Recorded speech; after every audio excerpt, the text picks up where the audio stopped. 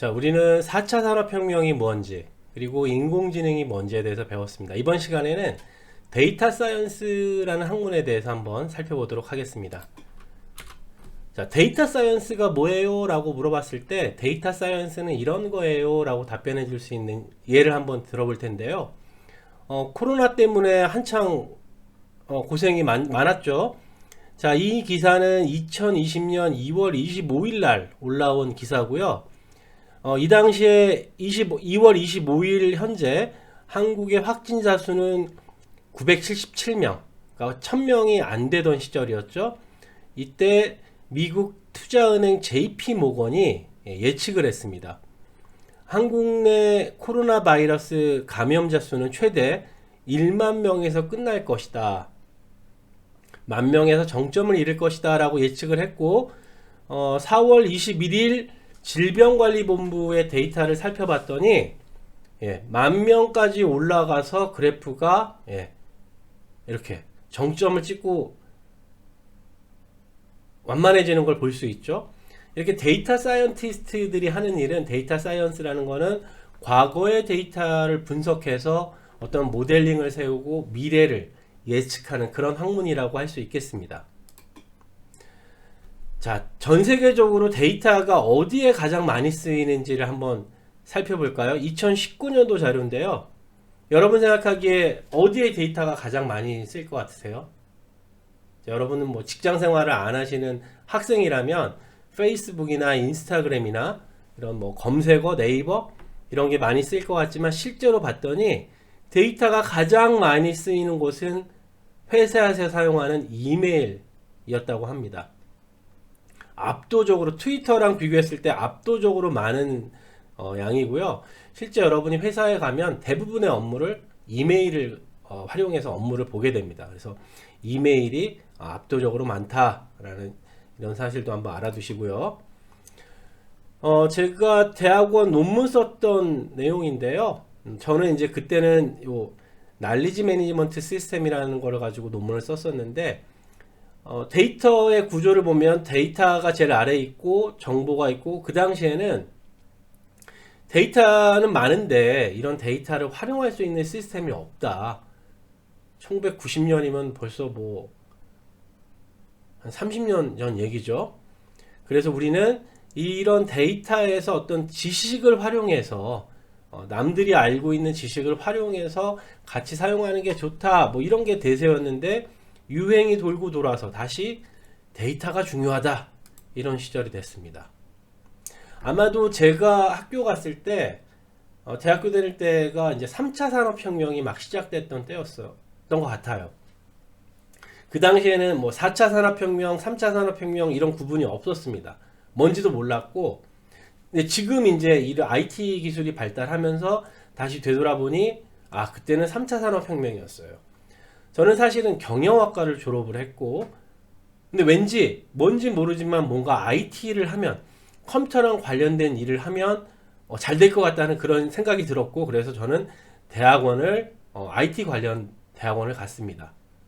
그래서 뭐 이렇게 하다가 이제 마이크로소프트도 들어가게 되고, 지금은 이제 컴통학부에 있는데, 예전에는 대학 안 나온 사람이 취업하긴 되게 힘들었고요. 공대나 이과 안 나온 사람이 컴퓨터 관련된 일을 하는 게 되게 힘들었어요. 그래서 저는 사실 회사를 다니면서 독서실도 다니고 한 1년 동안 이 IT 관련된 공부를 되게 많이 하고, 제가 비전공자인 제가 여기서 인정받는 길은 일단 자격증을 많이 따자. 그래야 사람들한테 인정받을 수 있다. 그래서 미친 듯이 공부했던 기억이 납니다. 지금 4차 산업혁명 시대에는 문과, 이과가 중요하지 않아요. 앞에서 여러분들이 공부했던 인공지능이나 뭐 딥러닝, 이런 최신 기술들, 이런 것들을 여러분이 취업하기 전에 공부해서 그거에 대한 어떤 프로젝트나 이런 경험이 많으면, 뭐 여러분 출신 학교나 이런 거 보지 않고 쉽게 취업할 수 있습니다. 그래서 잘 준비해서 꼭 좋은 회사에 취업하시기를 바라고요. 자, 빅데이터에 대해서 한번 얘기해 볼게요.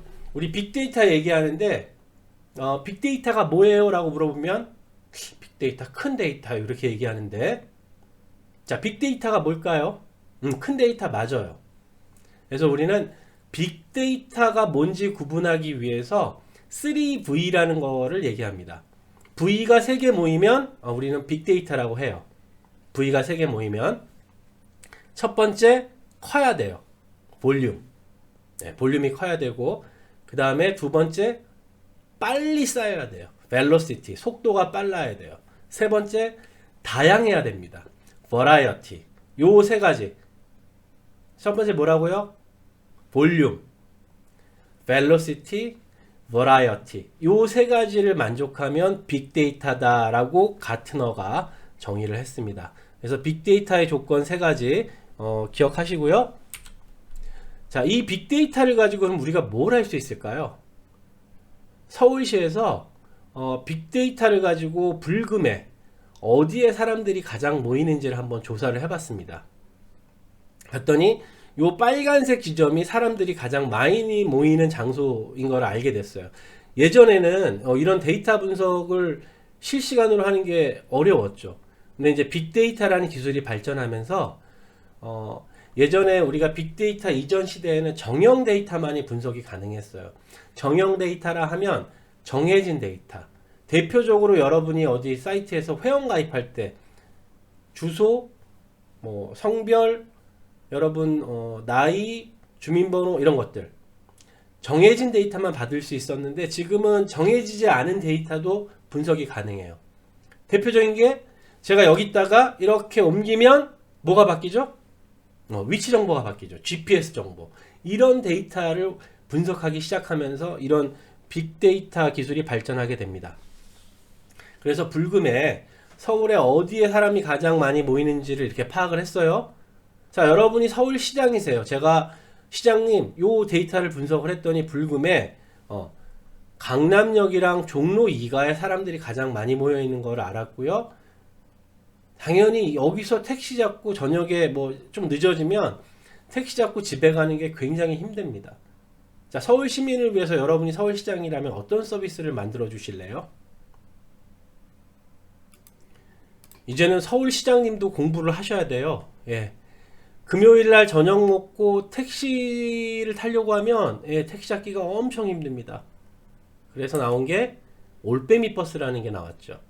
빅데이터 분석을 통해서 사람이 많이 모이는 장소에서 각자 어디로 가는지, 그때 시간대가 어떻게 되는지 이런 것들을 분석해서 이렇게 새로운 서비스를 만들 수가 있습니다. 이런 빅데이터의 전형적인 서비스가 가장 무서운 회사 중에 하나가 앞에서 봤던 아마존이라는 회사가 있어요. 아마존 프라임이라는 서비스는 제가 카메라를 하나 사요. 그리고 카메라를 사고서 이게 기스 날까봐 이제 가방을 사려고 한 달 있다가 들어갑니다. 그러면 아마존에서 저한테 너 렌즈 필요하지 않아? 이렇게 물어봐요. 소름. 저는 가방을 사러 들어갔는데 사실은 렌즈가 더 먼저 필요했던 거예요. 그러니까 제가 모르는 걸 아마존은 벌써 더 많이 알고 있는 거죠. 그래서 아마존에 들어가서 가방 사러 들어갔다가 맞아. 나 렌즈 사야 됐었는데 라고 렌즈 산 경험이 있습니다. 그러면 앞으로 뭔가 제품이나 서비스를 파는 기업들은 무조건 빅데이터를 활용해야겠죠. 그래서 데이터 사이언티스트들이 하는 일은 앞으로 우리 기업에서 어떤 제품을 팔아야 되고 어떤 서비스를 해야 되고 지금 우리가 하고 있는 이런 서비스는 앞으로는 하지 말아야 되고 이런 의사결정을 하는 역할을 하게 됩니다. 자, 데이터 사이언스와 관련된 사례 몇 가지를 한번 살펴봅시다. 여러분 나이팅게일 알고 계시죠? 백의 천사. 우리가 알고 있기로는 간호사 선생님으로 알고 있는데 통계학에서는 거의 앨런 튜링크처럼 통계학의 어머니세요. 이분은 간호장교였고요. 때는 이제 크림 전쟁, 러시아랑 영국이랑 전쟁이 났을 때 나이팅게일이 전쟁터에 나가봤더니 사람들이 많이 죽겠죠. 전쟁이 나서. 이렇게 봤더니 총 맞아 죽은 사람보다 질병에 걸려서 죽는 사람이 더 많은 걸 알게 됐고 전염병 때문에. 그래서 지금 우리가 사용하는 병원을 설계하신 분이 나이팅게일입니다. 그래서 이분이 전쟁터에 갔다 와서 국회에 가서 이렇게 데이터를 정리를 했어요. 전염병에 걸린 사람, 총 맞아 죽은 사람, 이유를 모르고 죽은 사람. 그래서 엑셀로 쭉 정리를 해서 국회에 가서 얘기합니다. 아, 선생님들, 우리가 알기에 환자가 총 맞아 죽은 사람보다 전염병에 걸려서 죽은 사람이 더 많기 때문에 병원을 지어야 됩니다. 그래서 돈을 좀 이렇게 지원을 해주세요라고 얘기했는데 못 알아들어요, 국회의원들이. 그래서 만든 게 로즈 다이어그램이라는 거예요. 자, 이거는 뒤에 이제 데이터 시각화에 굉장히 중요한 영향을 끼치게 되는데, 엑셀로 데이터를 쭉 정리해서 가서 설명을 하니까 이 사람들이 못 알아들어? 그래? 마치 장미꽃처럼 생겼다고 그래서 이제 로즈 다이어그램이라고 부르는데요. 보시면 1855년에 56년에 만든 데이터고요. 요게 이제 그 월입니다. 뭐 5월, 6월, 7월, 8월, 9월 이렇게 나와 있고요. 그리고 요 바깥에 큰 회색 부분이 전염병으로 죽은 사람, 요 빨간색이 총 맞아 죽은 사람, 안에 까만색이 원인 모르게 죽은 사람. 보면 월별로 요때가 이제 더울 때가 전염병이 창궐하나요? 예. 그래서 요 원인도 파악할 수 있고 각 월별로 죽은 사람의 비율이 어떻게 되는지 이렇게 한눈에 쉽게 알 수가 있죠.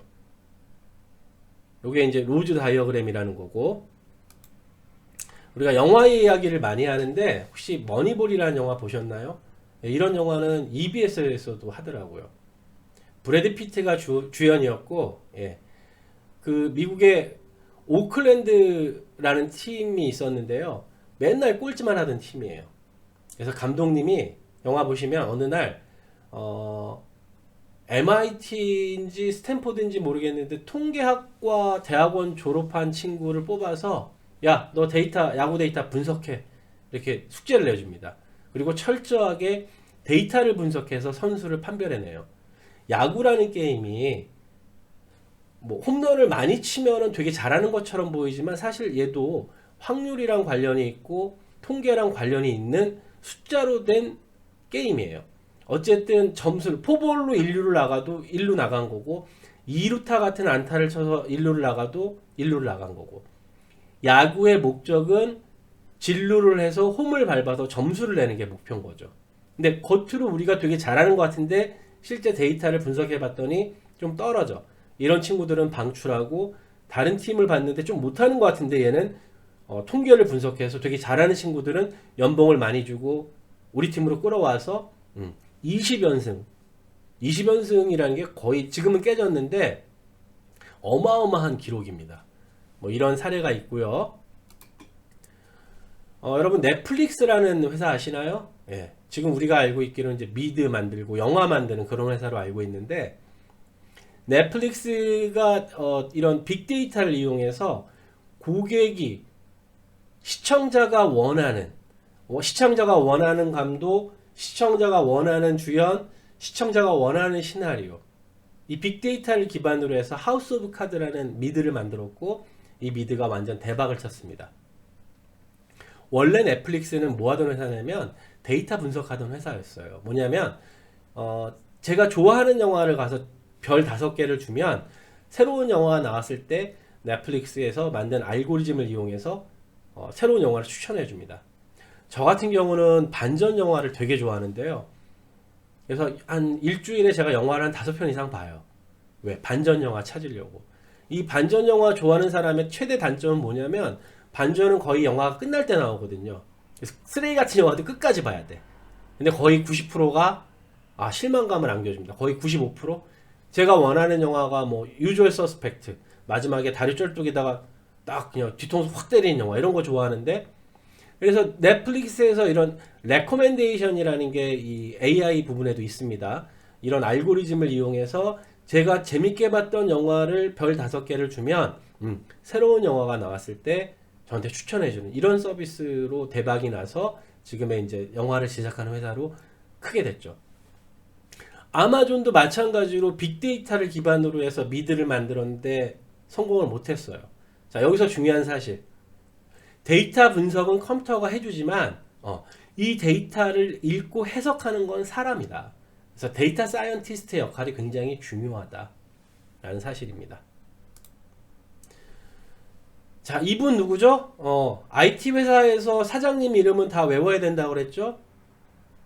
지금은 은퇴하셨는데 중국의 알리바바를 만드신 마윈이라는 분이고요. 이분이 굉장히 의미 있는 얘기를 했습니다. 참 이분이 했던 얘기가 저는 완전 소름인데, 우리가 이제 IT 시대에서 DT 시대로 변한다. 인포메이션 테크놀로지에서 데이터의 시대로 변한다. 지금까지 우리가 10년 동안 석유를 파서 먹고 살았다면 향후 10년은 데이터를 파먹고 사는 시대가 올 것이다 라고 5년 전에 벌써 얘기를 했고, 벌써 그렇게 돼버렸어요. 그래서 데이터가 굉장히 중요하다. 아빠 나 뭐해? 데이터 아니면 인공지능 해. 그런 시대가 됐고요. 자, 여러분 카카오 택시 많이 이용하시나요? 카카오 택시 보면 이거 카카오가 이거 하면서 떼돈을 버나요? 그렇지 않대요. 카카오에서 카카오 택시를 이용해서 버는 돈이 그렇게 없어요. 근데 왜 카카오는 카카오 택시를 이거를 거의 무료로 하다시피 해서 이런 서비스를 운영할까요? 왜? 제가 통장에 한 1,000억이 있어서, 예를 들어서 서울 시내에 건물을 하나 살고 싶어요. 그럼 어디 가야 되죠? 부동산 가서 물어보면 뭐 제일 정확할 것 같은데, 부동산보다 서울 시내에서 유동인구가 제일 어디가 많은지를 잘 알고 있는 회사가 어딜까요? 카카오. 왜? 카카오는 서울 시내 우리나라 전국이죠. 우리나라에서 시간대별로 사람들이 택시를 타고 어디에서 출발해서 어디로 이동하는지, 이런 데이터를 가장 많이 갖고 있어요. 이제 데이터가 돈이 되는 시대가 되는 거죠. 자, 데이터 사이언스가 뭔지 한번 살펴봅시다. 데이터 사이언스라는 건 이제 새로 나온 학문이에요. 자, 왼쪽에 보시면 컴퓨터에 관련된 지식을 갖고 있어야 되고요. 싫어도 어쩔 수 없습니다. 수학이랑 통계에 관련된 지식을 가지고 있어야 돼요. 이 두 가지를 합쳐서 머신러닝이라고 부르고, 마지막으로 인더스트리 날리지. 그러니까 우리가 뭐 금융권에서 일을 할 건지, 아니면 공공사업부에서 일을 할 건지, 아니면 제조업에서 일을 할 건지. 컴공과 4학년 중에 개발 굉장히 잘하는 친구 딱 회사에서 뽑아놓고 일 시키면 얼음이에요, 얼음. 왜 그럴까요? 업무를 알아야 일을 하지. 그래서 마지막은 업무인데요. 이 수학이랑 통계 부분에 막 이렇게 머리 안 아파 하셔도 돼요. 여러분이 고등학교, 대학교 때까지 뭔가 시험을 보거나 이러면 손으로 다 공식을 외우고 문제를 풀어야 됐었는데, 앞으로는 이제 그렇게 할 일이 없습니다. 계산은 컴퓨터가 다 해줄 거고, 여러분은 이 알고리즘이 어떤 알고리즘인지를 이해만 하시고, 이 데이터를 분석할 때 어떤 알고리즘을 선택할 수 있는지, 이 정도만 이해하시면 되는 거예요. 그래서 우리가 컴퓨터도 알아야 되고, 수학도 알아야 되고, 인더스트리 난리도 알아야 되고, 그래서 뜨고 있는 직업이기도 하고 학문이기도 합니다. 자, 데이터 사이언스가 뭐예요? 라고 서울대학교 대학원, 데이터 사이언스 대학원 자료인데요. 지난 시간에 우리 여기까지 배웠죠. 인공지능은 1950년대에 나와서 머신러닝이 1980년대에 이어받았고, 2000년대 초반에 딥러닝이라는 기술 때문에 지금 4차 산업혁명이 시작됐다라고 설명을 드렸는데, 자, 데이터 사이언스라는, 얘는 하나의 학문인 거죠. 데이터 사이언스는 이 인공지능 아래에 있는 이 학문보다 더 큰 기술이라고 이해하시면 돼요. 그러니까 데이터 사이언스는 여기에 있는 인공지능 기술을 활용해서 무언가 의사결정을 하고 뭔가 서비스를 만들어내고 이런 것들을 하는 학문이라고 이해하시면 되겠습니다.